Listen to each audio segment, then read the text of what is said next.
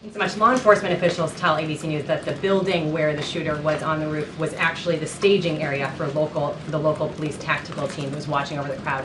I understand you can't comment, you have an independent review, but why would the Secret Service not be tasked with overseeing that building with a direct line of sight at the former president? So once again, I will not comment on specific facts or asserted facts with respect to the subject of the independent investigation. Both the review and the FBI's criminal investigation.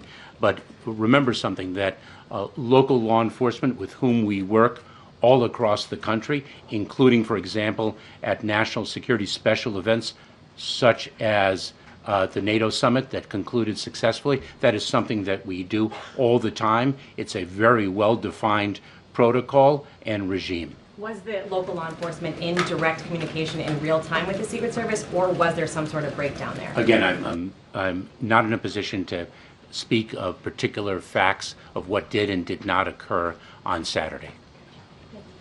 Mr. Secretary, would the president dismiss his Secret Service director if this investigation returns findings of failures by that agency that could have been prevented? I am not in a position to speculate, nor should I.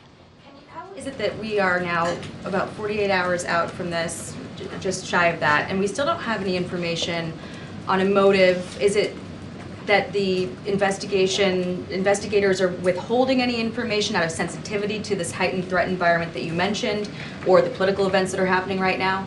So remember something, that the assailant is deceased. He was shot and killed by the United States Secret Service. The ability to identify a motive is something that, in this situation, is a result of extensive and intensive investigation.